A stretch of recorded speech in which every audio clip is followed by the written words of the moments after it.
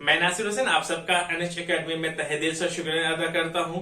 दोस्तों, ये जो आधुनिक भारत का इतिहास के क्रम में मॉडर्न हिस्ट्री ऑफ इंडिया के क्रम में ये हमारा अगला वीडियो है। इस वीडियो में हम लोग देखने की और समझने की बेहतर ढंग से कोशिश करेंगे, वो रहेगा गवर्नर जनरल या फिर गवर्नर जनरल्स को हम लोग देखने की कोशिश करेंगे।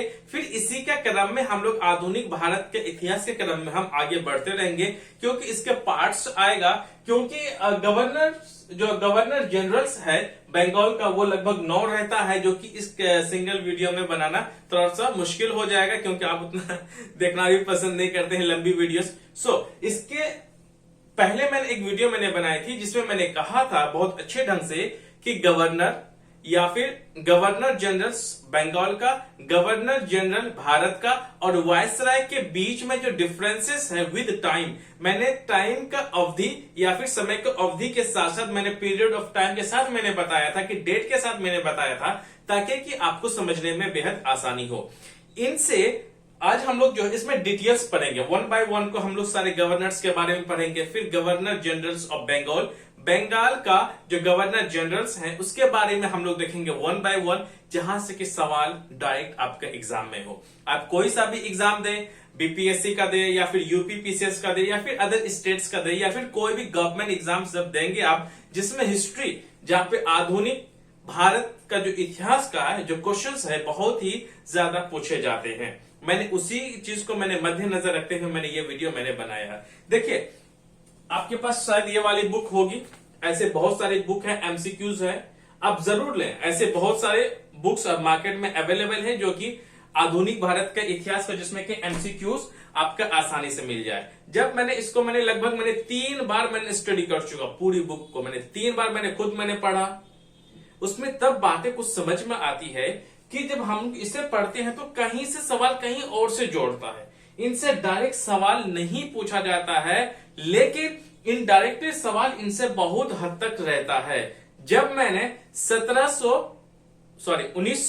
1917 के बाद से, जब गांधी जी आते हैं उसके बाद से 1947 तक इनसे बहुत सारे सवाल पूछा जाता है। गवर्नर्स हो गया, गवर्नर जनरल्स हो गया, बंगाल का भी और भारत का भी, वायसराय, इसमें से सवाल बहुत हद तक पूछे जाते हैं। देखिए, एक जो स्ट्रेटेजी होती है, एक बेहतरीन रणनीति ही आपको लाखों के संख्याओं में से सैकड़ों में चुनने का जो एक मौका, अवसर जो प्रदान होता है, वो एक इंसान का स्ट्रेटेजी या फिर रणनीति ही इनको लाखों के भीड़ों में, सैकड़ों में मतलब आपको कामयाबी दिलाने में बहुत बड़ा अहम रोल निभाता है। सो गाइस, हमने इस वीडियो के जरिए से आपको बेहतर ढंग से समझाने की मैं कोशिश करूंगा, ताकि कि आपका पीटी किसी भी हाल पर रुक ना पाए। अब हम आगे बढ़ते हैं।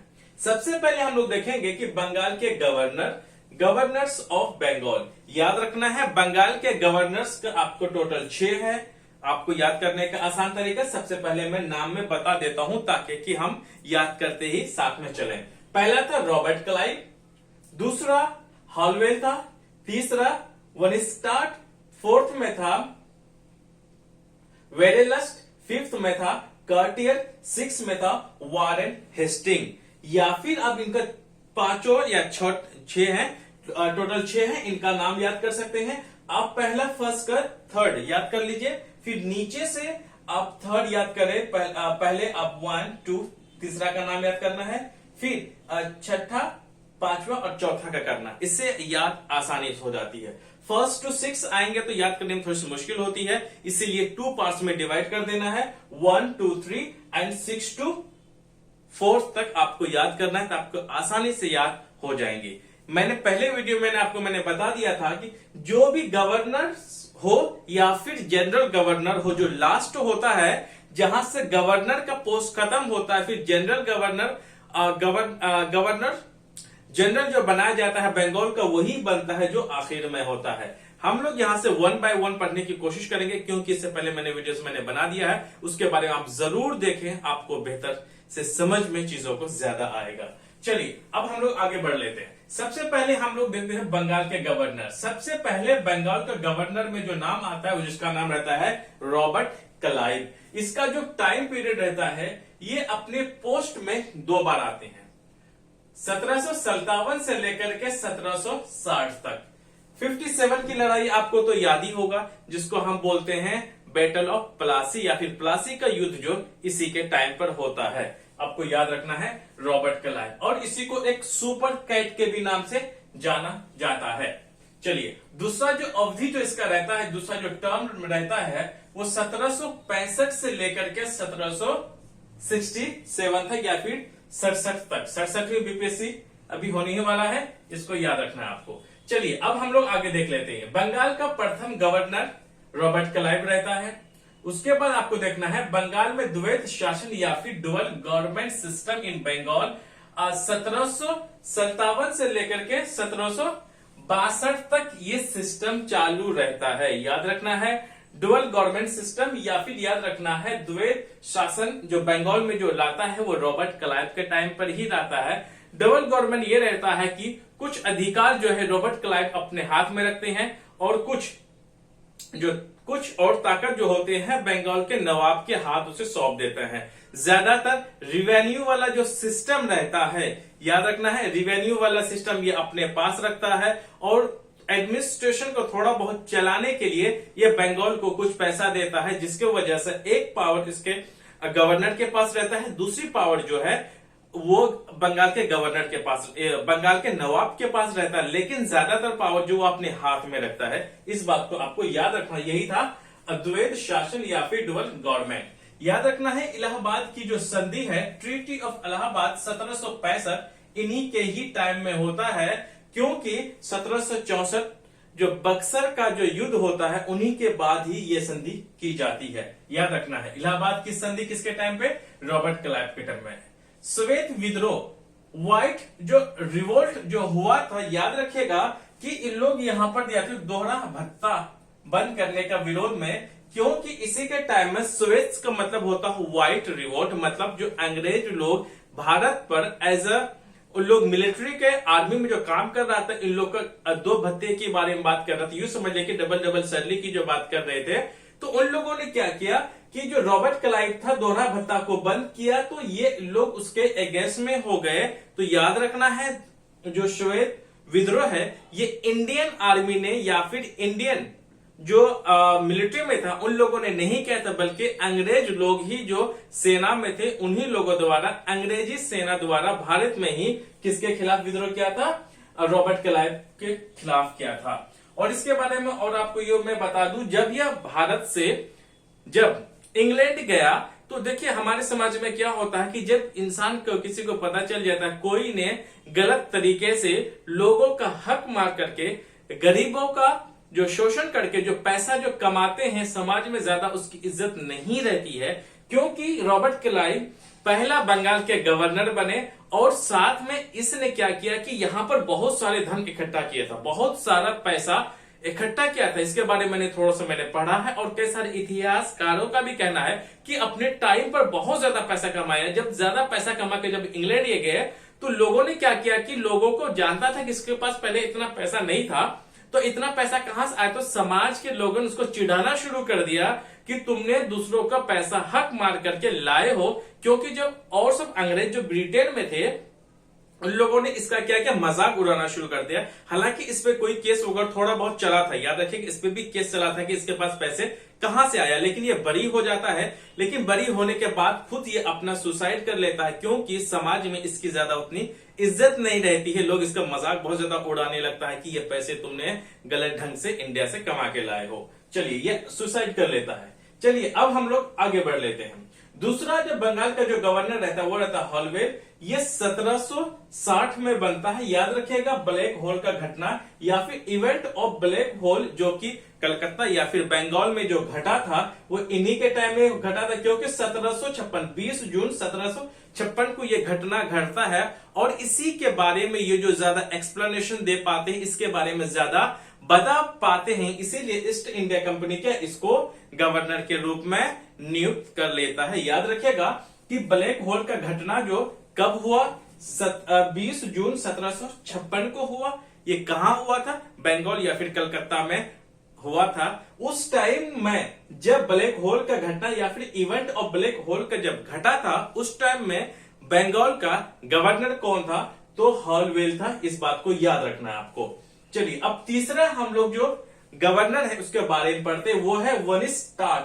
वनिस्टार्ट जो है 1760 से लेकर कुछ ही महीना के लिए तक बनता है। 1760 से लेकर के 1765 तक 5 साल तक ये करता है, अपना टर्म में रहता है। याद रखिएगा बक्सर का युद्ध के टाइम पर ये गवर्नर रहता है मुनरो की, जबकि उसका क्या रहता है? लीडर के मतलब लीडरशिप या फिर जो बैटल ऑफ बक्सर को अंग्रेज की तरफ से मुनरो द्वारा क्या किया जाता है? उसे मार्च को संभाला जाता है। लेकिन वनिस्टार्ट जो है उस टाइम में बंगाल का गवर्नर रहता है, जिस टाइम में 1764 में याद रखेगा बैटल ऑफ बक्सर या फिर बक्सर का युद्ध छिड़ा था। बक्सर का युद्ध जिस टाइम पर छिड़ा था उस टाइम बंगाल का जो गवर्नर था वो कौन था? वनिस्टार्ट था। उसके बाद अब हम लोग देख लेते हैं चौथे नंबर का गवर्नर, वो रहता है वेडेलस्ट। ये 1767 से लेकर के 1769 तक रहता है। 1767 से लेकर के 1769 तक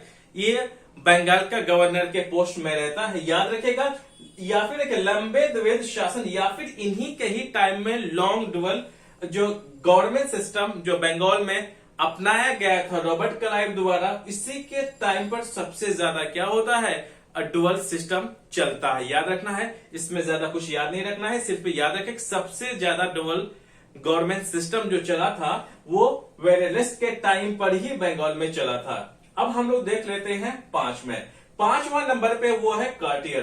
कार्टियर जो है 1769 से लेकर के 1772 तक ये क्या रहता है? अपने पोस्ट में विराजमान रहता है। याद रखिएगा बंगाल का अकाल या फिर फैमिन ऑफ बंगाल, आप सब जानते हैं इसके बारे में, क्योंकि इसमें लाखों की संख्या में लोग भूख के मारे अपने दम तोड़ दिए थे, लाखों की संख्या में था। इसीलिए फैमिन ऑफ बंगाल में जब हुआ था, कब हुआ था? 1770 में हुआ था। उस टाइम बंगाल का गवर्नर कौन था? वो था कार्टियर। याद रखें कार्टियर जो था बंगाल का गवर्नर था जिस टाइम में बंगाल में अकाल पड़ा था।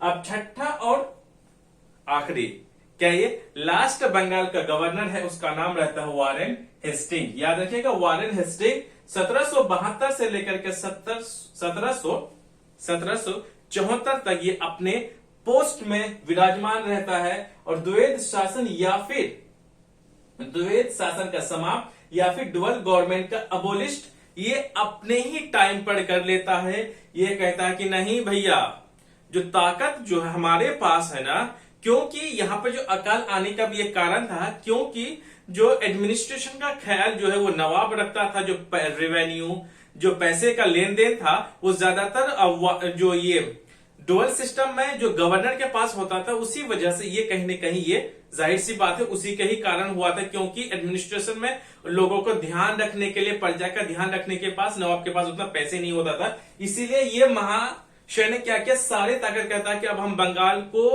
बंगाल के जो नवाब है उसको हम ताकत नहीं देंगे, सारे ताकत हम अपने अंदर में ले लेंगे, क्योंकि रेगुलेटिंग एक्ट 1773 के तहत क्या कर देता है, जो इसको डुअल गवर्नमेंट सिस्टम होता है, द्वैध शासन रहता है, ये किसके टाइम पर? वारेन हेस्टिंग के टाइम पर उसको समाप्त कर देता है, एबोलिश कर देता है। सिंगल पावर एक ही के आदमी के एक ही आदमी के पास रहेगा, वो रहेगा गवर्नर के पास। लेकिन रेगुलेटिंग एक्ट 1773 में आता है, उसमें डबल गवर्नमेंट सिस्टम को भी खत्म किया जाता है, साथ में गवर्नर का पोस्ट खत्म करके गवर्नर जनरल का पोस्ट लाया जाता है। याद रखिएगा।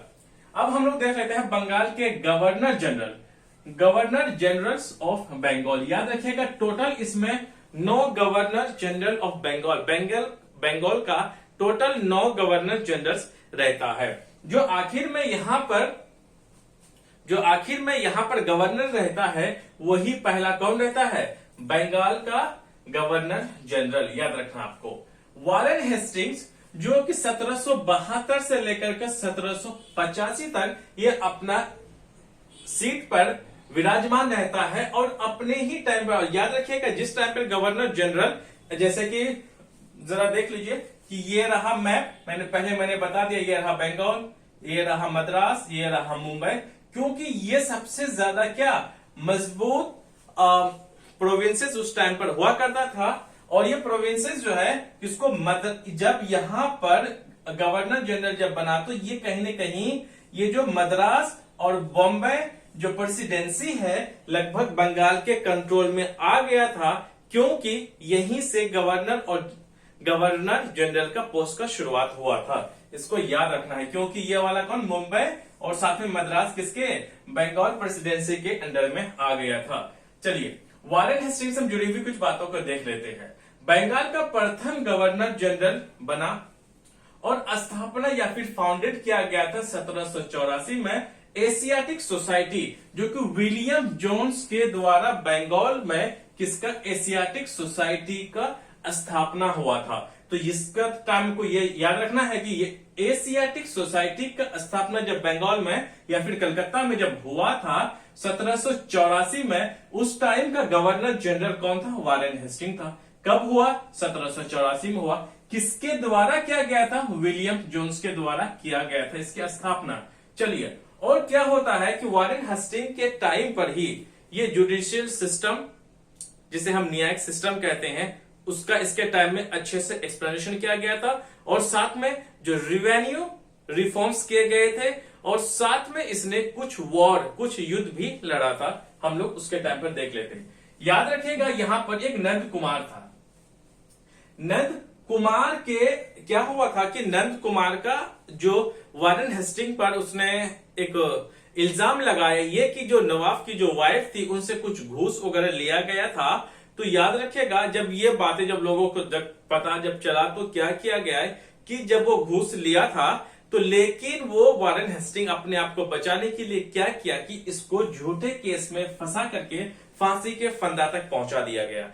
क्योंकि इन्हीं के टाइम में हम लोग आगे देखेंगे, क्योंकि इसी के टाइम पर पहली बार भारत में सुप्रीम कोर्ट की स्थापना होती है और उसका पहला जो चीफ जस्टिस जो होता है उनके क्लोज में रहता है वारेन हेस्टिंग का। वारेन हेस्टिंग के कहने पर जो चीफ जस्टिस होता है सुप्रीम कोर्ट ऑफ बंगाल का, उन्हीं के कहने पर ही नंद कुमार को फांसी दी जाती है। तो उन्हीं के टाइम पर एक चीज कहा जाता है जिसको हम लोग बोलते हैं न्यायिक हत्या या फिर जुडिशियल मर्डर या फिर जुडिशियरी मर्डर के भी नाम से जाना जाता है। याद रखिएगा इसमें क्या एक फॉल्स केस या फिर झूठा मुकदमा चला करके इसको किसको, नंद कुमार को इसी के टाइम में फांसी दिया गया था। तो उन्हीं के क्रम में एक चीज कहा जाता है कि न्यायिक हत्या या फिर जुडिशियरी मर्डर के भी नाम से जाना जाता है। याद रखिएगा प्रथम सुप्रीम कोर्ट की स्थापना जो होती है, कोर्ट कहां पर होता है, ये होता है आपका बंगाल में होता है। इन्हीं का सुप्रीम कोर्ट का जो पहला चीफ जस्टिस होता है उन्हीं के ही कहने पे इसको फांसी दी जाती है। चलिए उसको याद रखना है। याद रखिएगा कि इनसे जुड़ी हुई और बात यह है कि ये इम्पीचमेंट या फिर महाभियोग इन्हीं के खिलाफ चलाया गया था 1778 और 1795 तक बीच में। ये इंग्लैंड में किया गया था। भारत से जब गया तो इसको यह कह सकते हैं कि इसको दोषी माना गया था, क्योंकि इसने कई सारे गलत काम किए थे। जब ब्रिटेन के पार्लियामेंट में जब इसके खिलाफ जब केस चलने लगे तो बहुत लंबा टर्म तक चला था। यहां पर भी आप देख सकते हैं लगभग 7 साल तक चला था। लेकिन फिर बाद में इसे वहां से मतलब क्लीन चिट मिल जाता है, वहां से निर्दोष पाया जाता है। क्योंकि देखिए ऐसा था कि कुछ लोग जो बड़े बड़े पोस्ट में ईस्ट इंडिया कंपनी जब भारत में जब कोई गलत काम करता था तो इंग्लैंड में उसकी थोड़ी बहुत खिंचाई जरूर होती थी। इस बात को याद रखना है। चलिए इनसे जुड़ी हुई जितने सवाल थे हमने बता दी। याद रखना है कि पहला जो सुप्रीम कोर्ट है कलकत्ता में स्थापना हुआ था। अब हम लोग देख लेते हैं कि इसने कुछ चीजों को रिफॉर्म्स किए थे, जैसे राजस्व सुधार जिसे रिवेन्यू रिफॉर्म्स किए थे, क्योंकि बंगाल को जिलों में विभाजित या फिर डिवाइडेड बंगाल इंटू डिस्ट्रिक्ट्स इन्हीं के टाइम पर हुआ था, ताकि कि ये ज्यादा से ज्यादा जो रिवेन्यू या फिर ज्यादा से ज्यादा ये राजस्व इकट्ठा कर सके। इसीलिए बंगाल जो पूरा प्रेसिडेंसी था उसको बंगाल में डिस्ट्रिक्ट्स में तोड़ा इन्हीं के टाइम पर गया था। और जैसे वो डिस्ट्रिक्ट, जैसे आज के टाइम पर जो डिस्ट्रिक्ट्स जो डीएम लोग होते हैं, डिस्ट्रिक्ट्स का मालिक होता है, वो जिलों का मालिक होता है। तो यहां पर भी जैसे हम लोग एक जिले के लिए एक डीएम होता है, उसी हिसाब से डिस्ट्रिक्ट्स के लिए वहां पे कलेक्टरों का नियुक्ति अपॉइंटेड ऑफ कलेक्टर्स को दिया गया, ताकि कि ज्यादा से ज्यादा रिवेन्यू या फिर राजस्व इकट्ठा करके इसको दिया जाएगा। हालांकि वहां पर बीट सिस्टम भी दिया गया था, कि कैसे कैसे सबसे ज्यादा रिवेन्यू कलेक्ट की जाए। चलिए, और साथ में इसने न्यायिक सुधार या फिर जुडिशियल रिफॉर्म्स भी किया गया था किसके, वारेन हेस्टिंग द्वारा। जिला स्तर पर दीवानी और फौजदारी अदालतें शुरू की गई थी। याद रखिएगा, पहली बार दीवानी और फौजदारी अदालतें जो जिला लेवल पर, डिस्ट्रिक्ट लेवल पर जो किया गया था, वो किसके टाइम पर गया था, वारेन हेस्टिंग के ही टाइम पर किया गया था। स्टार्टेड दीवानी एंड फौजदारी कोर्ट्स इन डिस्ट्रिक्ट लेवल। याद रखिएगा, जिला लेवल पे या फिर डिस्ट्रिक्ट लेवल पर दीवानी और फौजदारी जो अदालतें, ये कोर्ट्स थी, याद रखिएगा, ये अदालतें हैं, इन्हीं के ही टाइम पर शुरुआत किया गया था बंगाल में। याद रखिएगा, ये बंगाल में सब हुआ था। सदर दीवानी और निजामत, याद रखिएगा, सदर दीवानी और निजामत जो कोर्ट थी या फिर अपील अदालतें, ये याद रखिएगा, Sadar Diwani and Nizamat appeal court Calcutta में सबसे पहले इन्हीं के द्वारा शुरू किया गया था।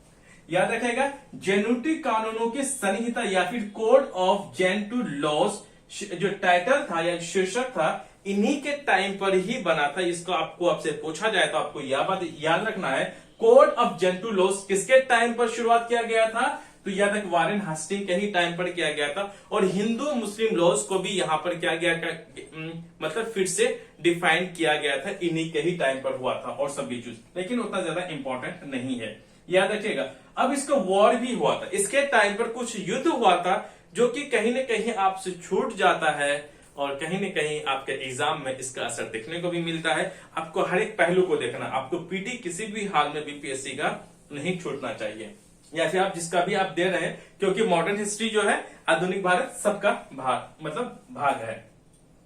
युद्ध वारेन हेस्टिंग के टाइम पर कौन कौन सा हुआ था वो देखता है। रोहिल्ला वार जो इसी का टाइम हुआ था, 1774 में हुआ था। याद रखना है, रोहिल्ला का युद्ध जो हुआ था वारेन हेस्टिंग के टाइम पर हुआ था, ये 1774 में हुआ था। प्रथम आंग्ल मराठा युद्ध या फिर प्रथम आंग्लो मराठा युद्ध या फर्स्ट एंग्लो मराठा वॉर जो हुआ था 1776 से लेकर के 1782 तक हुआ था, इन्हीं के टाइम में हुआ था। और द्वितीय आंग्लो मैसूर युद्ध, याद रखना, सेकेंड एंग्लो मैसूर वॉर जो है इसके टाइम पर हुआ था, जो कि 1780 से लेकर के 1784 तक हुआ था। याद रखिएगा, पहला जो आंग्लो मराठा युद्ध जो इसके टाइम पर हुआ था, और सेकेंड एंग्लो और मैसूर, मतलब एक तरफ से अंग्रेज दूसरा तरफ से मैसूर वालों की जो लड़ाई हुई थी, इन्हीं के टाइम पर हुई थी। याद रखिएगा। और एक इंपॉर्टेंट सवाल इसमें यह बनता है, गीता का सबसे पहली बार अंग्रेजी में ट्रांसलेशन जो इसी के ही टाइम पर हुआ था। सो गीता का प्रथम बार अंग्रेजी में अनुवाद, first English translation of the Gita by Charles Wilkins. याद रखिएगा कि चार्ल्स विल्किंस द्वारा गीता का सबसे पहला जो ट्रांसलेशन इंग्लिश में किया गया था, किसके टाइम पर हुआ था, वारेन हेस्टिंग के ही टाइम पर हुआ था। और इनसे जुड़ी हुई जो अगला गवर्नर जनरल ऑफ बंगाल का है, उसको हम लोग देख लेते हैं। बंगाल का रहता है, अब हम लोग उसको देखते हैं। सेकंड नंबर पे रहता है, वो रहता है कॉर्नवालिस। कॉर्नवालिस जो रहता है वो 1786 से लेकर के 1793 तक रहता है। आपको इस टर्म लाइन जो है आपको याद रखना है। देखिए, आपसे जो सवाल है ना, कई तरह, एक सवाल को कई हिसाब से पूछा जा सकता है। आपको कर्म वाइज दे देगा, आपको एक नंबर वाइज दे देगा कि पहले कौन कौन गवर्नर आया था, एज आपको अरेंज करना है। वो भी हो सकता है आपको डेट वाइज भी दे सकता है, या फिर इंसिडेंट्स, कौन कौन सी घटना जो कि अलग अलग गवर्नर जनरल के बीच में हुआ था या फिर उसके कार्यकाल में आया था, वो आपको अरेंज करने का दे देगा। क्योंकि एक ही सवाल आपको कई हिसाब से पूछा जा सकता है, इसीलिए मैं कहता हूं कि आप हमेशा इस क्वेश्चंस को हर एक एस्पेक्ट्स में रख करके आप देखिए कि इस सवाल से कैसे कैसे, इन सब चीजों से कैसे कैसे सवाल आपसे पूछा जा सकता है। इसीलिए हमेशा इस बात को आपको याद रखना है कि प्रीवियस ईयर्स का क्वेश्चन पेपर को जरूर से जरूर देखें, और साथ में जो आपका जो सैंपल पेपर्स होता है उनको भी जरूर देखें। उससे आपका क्वेश्चंस का लेवल का जो आइडिया है आपको आसानी से मिल जाएगा।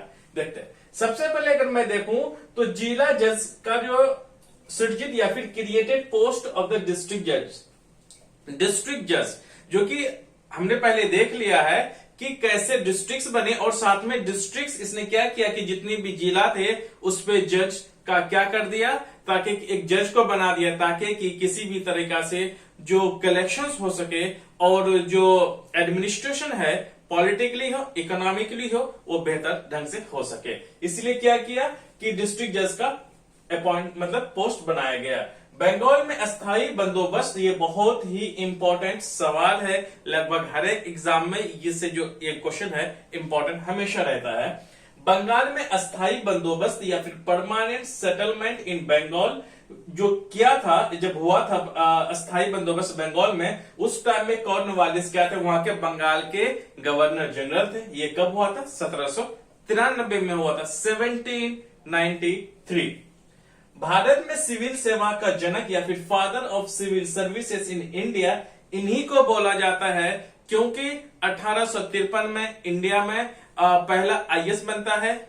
आपको पता ही होगा कि ये रविंद्रनाथ टैगोर को बड़ा भाई सबसे पहले जो क्या बने थे, आईएएस बने थे। उस टाइम पर आईसीएस के नाम से जाना जाता था, क्योंकि 1853 से पहले ये इंग्लैंड में हुआ करता था, फिर बाद में ये भारत में लाया गया। चलिए जी, यहां से आगे बात समझ में, फादर ऑफ सिविल सर्विसेज जिसे हम आईएएस आईपीएस कहते हैं, ये इन्हीं का ही देन है। और साथ में आपको ये भी याद रखना है कि पुलिस सेवा का जन्मदाता या फिर फादर ऑफ पुलिस सर्विसेज ये भी इन्हीं का ही देन है, क्योंकि इनके टाइम पर इन सब चीजों पे बहुत ज्यादा ध्यान दिया गया था। चलिए अब हम लोग देख लेते हैं आगे, वो है कि दास व्यापार पर रोक, ban of the slave trade. जो दास व्यापार था, जो स्लेव ट्रेड था, वो कब, इन्हीं के टाइम पर उसको बंद कर दिया गया 1789 पे। अब आ जाते हैं, क्योंकि कॉर्नवालिस के टाइम पर क्या हो गया कि जो शक्ति थी, जो पावर्स थे, उसको डिवाइड कर दिया गया। शक्ति का विभाजन होकर डिवाइडेड ऑफ पावर्स, न्याय या फिर हम कह सकते जुडिशियल या फिर जुडिशियली, जुडिशियल या फिर जुडिशियरी को किसके, प्रशासन या फिर एडमिनिस्ट्रेशन से उसको अलग कर दिया गया। इस बात को आपको याद रखना है कि जुडिशियरी के जो पार्ट है और प्रशासन अलग अलग कर दिया जाए, ताकि कि जो पूरा सिस्टम है एक बेहतर ढंग से काम कर सकता है। याद रखिएगा कि बंगाल में शक्ति का विभाजन किसने किया था, वो क्या था, कॉर्नवालिस ने किया था। किन किन दो जो शक्तियों में डिवाइड हुआ था या फिर पावर्स का डिवाइड हुआ था, वो था न्याय या फिर जुडिशियरी, प्रशासन या फिर एडमिनिस्ट्रेशन में अलग हुआ था इनके टाइम में। याद रखिएगा कॉर्नवालिस ही एक ऐसा गवर्नर जनरल था जिसकी जो समाधि है वो इंडिया में गाजीपुर में बनाई गई, या फिर उसकी समाधि जो है इंडिया में ही है। अजय आगे हम लोग देख लेते हैं कि कॉर्नवालिस के टाइम पर कौन कौन से युद्ध लड़े गए, जहां से कि सवाल पूछा जा सकता है। देखिए यहां से भी कई तरह से आपसे सवाल पूछा जा सकता है। जैसे कि जो युद्ध को जब मैं पॉइंट नोट करता हूं तो यह भी रह सकता है कि आपको एक हिसाब से गवर्नर जनरल दे देगा और साथ में दूसरे हिसाब से युद्ध दे दिया जाएगा, आपको मैच करने के लिए बोलेगा। यहां से भी सवाल पूछा जा सकता है। अगर 4 ऐसे सवाल में आते हैं, 4 चीजों को, 4 आपका गवर्नर जनरल का नाम दे देगा, 4 आपको युद्ध का नाम दे देगा। अगर 1 या 2 का भी अगर आपको याद है तो बाकी आप 4 को सम्मेलन आसानी से अरेंज कर सकते हैं। चलिए, तृतीय आंग्ल क्या है, तृतीय आंग्ल मैसूर वॉर या फिर थर्ड एंग्लो मैसूर वॉर जो है 1790 से लेकर के 1773 तक चला, या फिर आपको याद रखना यहाँ पे थर्ड एंग्लो मैसूर जो युद्ध है वो इन्हीं के ही टाइम पर हुआ था, आपको इस बात का याद रखना है।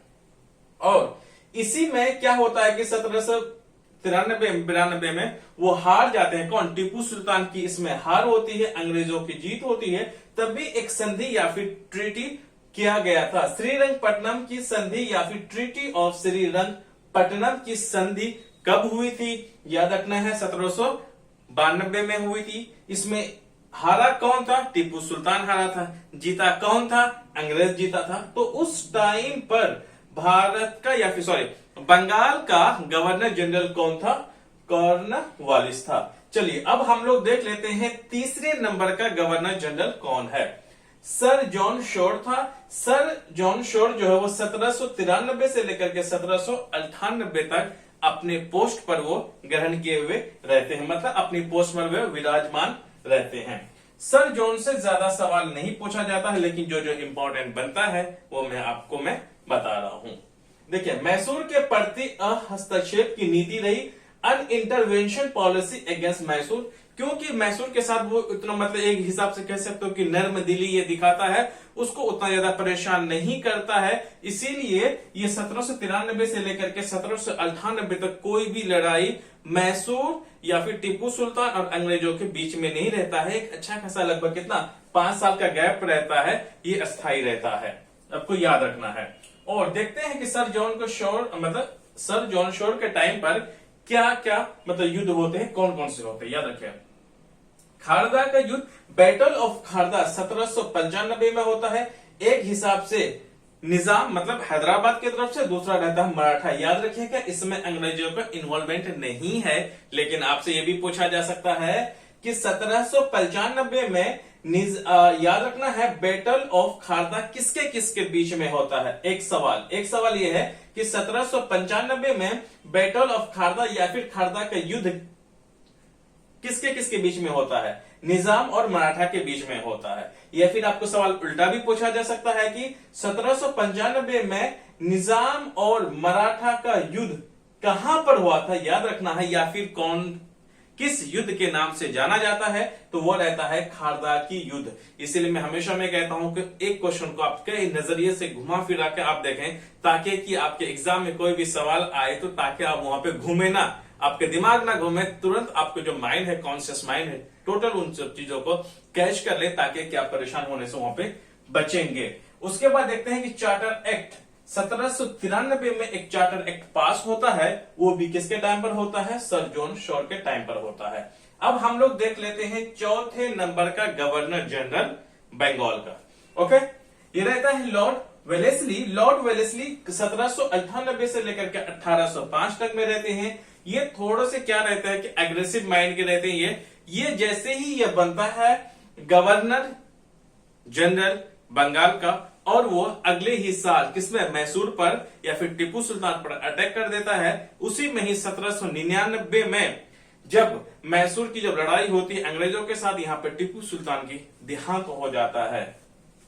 देख लेते हैं लॉर्ड वेलेस्ली ने क्या किया, सहायक गठबंधन या फिर सब्सिडियरी अलायंस को शुरू किया। सब्सिडियरी अलायंस क्या था कि अंग्रेजों ने एक नीति अपनाई कि हम बेहतर से एक सुप्रीमेसी ऑफ द पावर या फिर सुप्रीमेसी ऑफ द किसको हम कह सकते हैं, एडमिनिस्ट्रेशन, कि हम प्रशासनिक व्यवस्था को सर्वोच्चतम बहुत अच्छे से हम कैसे चला सकते हैं। उसने क्या किया कि एक पॉलिसी को अपनाया जिसका नाम था सहायक गठबंधन। ये अंग्रेजों ने चलाया। उसने ये कहा कि जो लोकल रूलर्स थे इंडिया के, भारत के जो छोटे छोटे जो क्षेत्र शासक थे, उसको इसने ये कहा अंग्रेजों ने कि एक काम करो, आपके पास जो मिलिट्री है वो मत रखो, वो मैं रखता हूं, उसके बदले में आप मुझे कुछ पैसा पे करो, ताकि कि आप पर कभी कोई मुसीबत आएगी वो हम आपकी हेल्प करेंगे। इस बात को अंग्रेजों ने कहा। जब इसमें क्या हो गया कि इस सिस्टम को सबसे पहले अपनाने के लिए किसको, निजाम अली मतलब निजाम, हैदराबाद का निजाम या फिर हैदराबाद का शासक, वो पहला शासक इंडिया में रहा जो कि सहायक गठबंधन को साइन किया या फिर एक्सेप्ट किया। और इसमें क्या हो गया कि एक हिसाब से अंग्रेजों का मंशा ये था कि हम किसी रूलर से क्या करें, उसके जो सेना हम अपने पास रखें, ताकि कि हम अपने हिसाब से कंट्रोल करें, अपने हिसाब से चलाएं।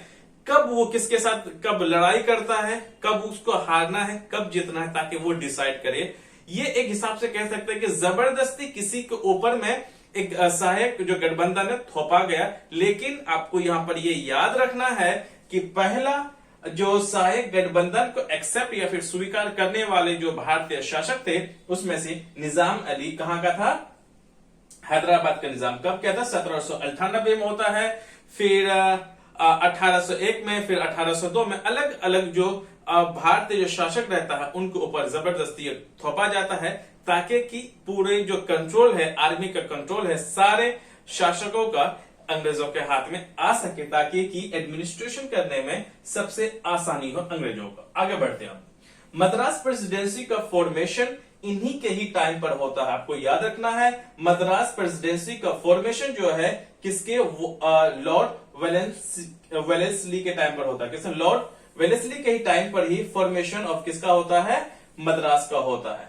अब हम लोग इनसे जुड़ी हुई कुछ और बातें देख लेते हैं। फोर्ट विलियम कॉलेज कलकत्ता में फोर्ट विलियम कॉलेज जो है कलकत्ता में, जो स्थापना 1800 में होता है, ये किसके टाइम पे होता है? लॉर्ड वेलेस्ली के टाइम पर होता है। तो याद रखना, यहां पर भी और एक सवाल आपके बन सकता है कि कई सारे आपके कॉलेज का नाम दिया जाएगा और उसकी डेट दी जाएगी, आपको सम्मिलित करने के लिए बोलेगा, तो आपको 2-3 देगा, ऐसे हाल में ज्यादा 3 देगा, 3 कॉलेज का नाम देगा, उसका स्थापना का डेट दिया जाएगा, मैच करने के लिए बोलेगा। अगर उन 3 में से अगर आपको 1 या 2 भी पता है तो आपके वो सवाल आसानी से हो सकता है। या फिर एक हिसाब से कॉलेज देगा और दूसरी हिसाब से जो है उन सारे या फिर गवर्नर्स का नाम दिया जाएगा, किसके टाइम में कौन से कॉलेज का स्थापना हुआ है, ऐसे आपसे सवाल पूछा जा सकता है।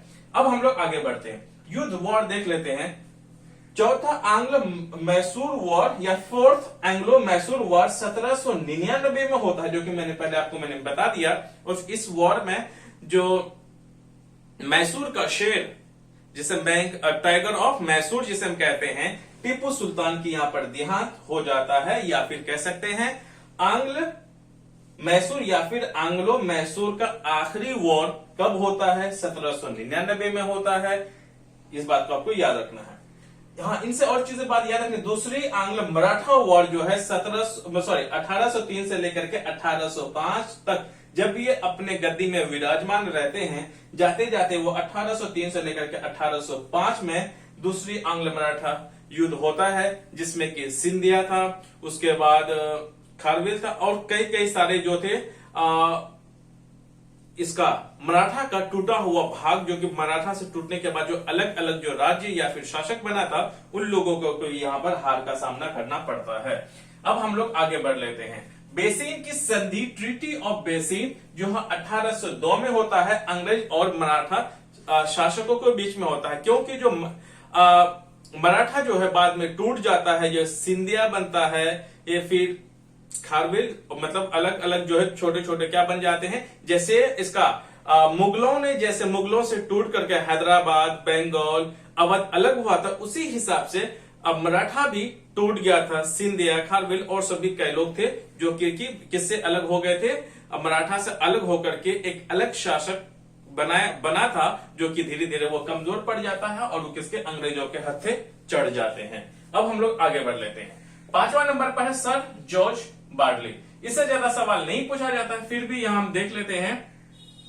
सर जॉर्ज बार्टली के टाइम में 1805 से लेकर के 1807 में होता है वेल्लोर म्यूटिनी, जो कि 1806 में होता है। ये इन्हीं के टाइम का एक घटनाक्रम है, आपको याद रखना है। वेल्लोर म्यूटिनी या फिर वेल्लोर में जो सैनिकों का जो वॉर मतलब शुरुआत होता है, वो 1806 में होता है, आपको याद रखना है।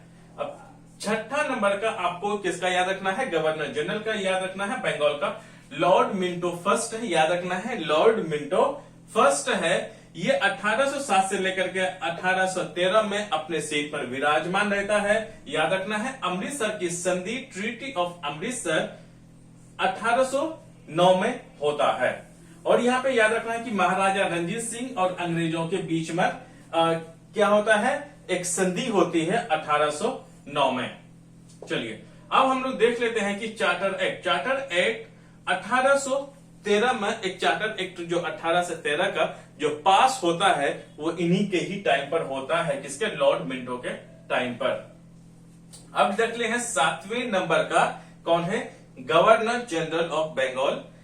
7वें नंबर पे लॉर्ड हेस्टिंग्स। हमने लॉर्ड वॉरेन हेस्टिंग को हमने देखा, तो वो इनसे अलग है। ये साहब दूसरा है, लॉर्ड हेस्टिंग्स, जो कि 1813 से लेकर के 1823 तक 10 साल तक अपने किसमें? पोस्ट में विराजमान रहता है। याद रखिएगा आप यहां पर कि हस्तक्षेप और युद्ध की नीति इसने अपनाया था। Adopted intervention and war policy इनके द्वारा अपनाया गया था। और खास करके जो नेपालीज या फिर नेपाल के साम्राज्य में इसने अटैक किया था, और उसकी जुड़ी हुई इसने क्या किया हुआ था, जरा हम उसमें देख लेते हैं।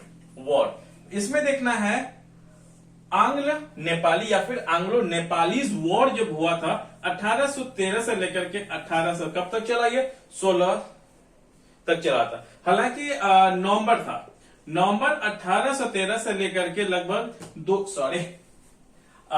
मार्च 1816 तक चला। इसमें होता क्या है कि अंग्रेज जो शासक था नेपालीज का उसमें अटैक करता है और अटैक करने के बाद वो उसमें जीत हासिल कर लेता है।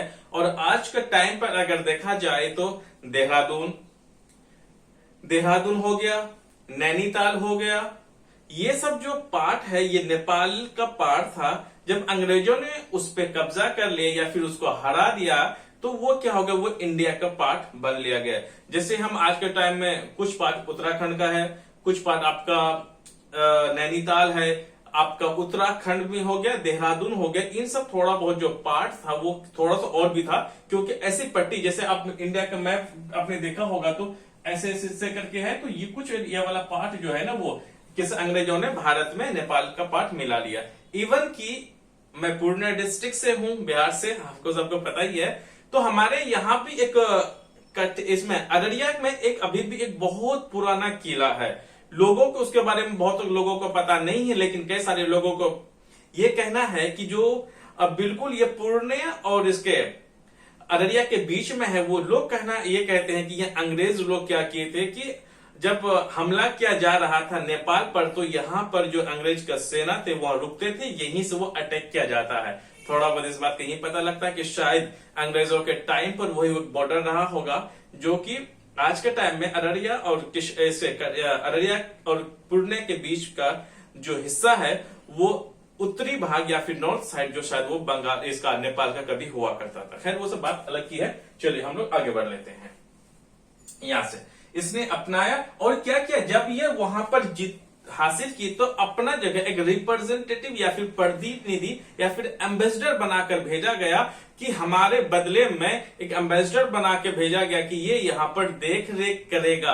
हालांकि नेपाल आजाद ही रहेगा लेकिन हमारे देख रेख में रहेगा, ये अंग्रेजों ने किया। इसको याद रखना है। जब आंग्ल नेपाली जब युद्ध शुरू हुआ था तो उस टाइम पे लॉर्ड हेस्टिंग क्या थे, गवर्नर जनरल ऑफ बंगाल। अब आ जाते तृतीय आंग्ल मराठा या फिर थर्ड एंग्लो मराठा वॉर जो है कब होता है, 1817 से लेकर के 1819 में होता है। तो देखिए याद रखिए जिस टाइम पर ये होता है उस टाइम पर मराठा का जो पेशवा रहता है बाजीराव सेकंड होता है, क्योंकि ये जो है शिवाजी का क्या रहता है, वंशज रहते हैं। बाजीराव सेकंड इसको हरा करके जो कि प्रताप सिंह को मराठा का शासक बना देता है। ये भी जो प्रताप सिंह है ये भी शिवाजी महाराज का क्या रहते हैं, ये वंशज रहते हैं, याद रखिएगा। और जब आंग्लो मराठा वॉर हुआ 1817 में 1818 में पेशवा पद को समाप्त कर दिया गया, खत्म कर दिया गया, तभी प्रताप सिंह को शासक बना दिया जाता है। तो ये बाजीराव को कहां, फिर कानपुर भेज देते हैं। कानपुर जब ये चले जाते हैं कुछ दिन के बाद इन्हीं बाजीराव सेकंड के घर में बहुत एक प्यारा सा बच्चा का जन्म होता है। वही बच्चा बड़ा होकर के 1857 की लड़ाई में अपना अहम भूमिका के लिए जाना जाता है। उस प्यारे छोटे और बहादुर बच्चा जब बड़ा हो जाता है तभी उसका नाम नाना साहेब के नाम से जाना जाता है। याद रखिएगा, नाना साहेब भी किसके, बाजीराव सेकंड के पुत्र थे। वो आगे चल करके अपनी हक की लड़ाई अंग्रेजों से एक बेखौफ होकर के लड़ते हैं। चलिए ये तो बात हो गई इसकी। चलिए अब हम लोग आगे चलते हैं। पिंडारियों का दमन, सप्रेशन ऑफ पिंडारीज। ये पिंडारीज कौन होते थे, जैसे कि आज के टाइम में जो महाराष्ट्र है, मराठा के साम्राज्य में ये लोग रहते थे। एक हिसाब से जो उस टाइम पर लुटेरों की संज्ञा दी गई थी कि ये क्या करते थे, जो ईस्ट इंडिया कंपनी के जो अधिकारी लोग होते थे उस पर ये अटैक करते थे, उनको बहुत परेशान करते थे। ईस्ट इंडिया कंपनी को भी परेशान करते थे और जो आसपास के जो कुछ लोग जो ट्रेडर्स जो व्यापार बाहर से आते थे उसको भी लूटपाट करते थे। तो इन सबको सप्रेशन या फिर दमन जो इसी के ही टाइम पर हुआ था। आपको याद रखना है लॉर्ड हेस्टिंग के ही टाइम पर पिंडारियों का दमन हुआ था। अगर आपसे अगर ये सवाल पूछा जाता है तो आपको कर लेना है। देखिए इसमें सबसे अच्छी बात यह है कि हमने यहाँ पे डेट को मेंशन किया है, क्योंकि डेट से आपको पता चल सकता है कि कौन से घटना किस टाइम पर हुआ था, कौन कौन उस टाइम पर गवर्नर जनरल था। सिर्फ इसी की मैं बात नहीं कर रहा हूं। जब भी आप कोई भी इतिहास को जब भी आप पढ़ते हो हिस्ट्री का, तो याद रखना, आपको डेट को भी याद रखना है। डेट के साथ किसके टाइम पर कौन से डेट था, कौन कौन से इवेंट्स हुआ था। आपको तीन चीज याद हो गए, एक रूलर या फिर शासक कह सकते हैं, फिर कोई घटना हो गया, फिर कोई ना कोई टाइम हो गया। तो जब आपको तीन चीज को याद रखोगे, कभी आप भूल भी जाएंगे तो तीनों में से कभी एक चीज तो याद रहता ही है, तो क्या होता है कि आपको क्वेश्चंस को टैकल करने में बहुत आसानी हो जाती है। इसीलिए आप ऑलराउंडर बने, आप किताबों को जरूर पढ़ें। इन सब पढ़ने से आपका ज्ञान दुरुस्त जरूर होता है, आपको एक शॉर्ट टाइम पर आपको एक फुल्ली जानकारी जरूर मिलती है, लेकिन आपको किताब पढ़ने से उससे भी ज्यादा आपको फायदा होगा। इस वीडियो को देखने के बाद आप किताबों को जरूर पढ़ें, ताकि कि जो हमने यहाँ पे बोला, जो हमने देखा, ताकि कि आप वहां जल्दी जल्दी चीजों को कर सकते हैं। इसीलिए आप अपनी पुस्तक को, किताबों को जरूर से जरूर पढ़ा करें। इससे तो आपका पीटी आसानी से निकल सकता है, नो डाउट निकल सकता है। मेंस में भी थोड़ा बहुत हेल्प कर सकता है, लेकिन सबसे ज्यादा मेंस में आपको जो आप किताब पढ़ते हो, जो आप लिखते हो, राइटिंग स्किल जो करते हैं, वो बहुत अहम भूमिका निभाता है। अब इस वीडियो को देखने के साथ साथ आप एक प्रॉपर नोट्स बनाएं, इसको पढ़ें, फिर किताब को पढ़ें, तो आपको पीटी के साथ साथ मेंस भी आपका क्लियर होता चला जाएगा। कॉन्सेप्ट्स की मैं बात कर रहा हूं। अब मैं 8वीं की मैं बात करता हूं। 8वां नंबर पे तो लॉर्ड एमहर्स्ट थे। लॉर्ड एमहर्स्ट जो 1823 से लेकर के 1828 तक बना। इससे ज्यादा कुछ है नहीं, फिर भी हम देख लेते हैं। पहला बर्मी युद्ध, फर्स्ट बर्मी बैटल जो है 1824 से लेकर 1826 में चला, क्योंकि आज के टाइम बर्मा की बात करते हैं, उसी के टाइम का था ये। भरतपुर पर कब्जा, भरतपुर पर जो कब्जा है वो 1826 में किसने किया? लॉर्ड एमहर्स्ट ने किया। चलिए हम आखिरी गवर्नर जनरल ऑफ बंगाल के साथ साथ first governor general of India को हम देख लेते हैं, जिसका नाम है लॉर्ड डब्ल्यू वेंटिक या फिर लॉर्ड विलियम वेंस्टिक। लॉर्ड डब्ल्यू बेंटिक है, वेंस्टिक नहीं, सॉरी, बेंटिक है, बेंटिक साहब है। 1833 से लेकर के 1835 तक ये क्या गवर्नर जनरल बंगाल का रहता है। फिर 1835 से लेकर के फिर वो बाद में किसका बन जाता है? गवर्नर जनरल ऑफ इंडिया का बन जाता है। भारत में आधुनिक पश्चिमी शिक्षा के जनक इन्हीं को कहा जाता है, father of modern western education in India.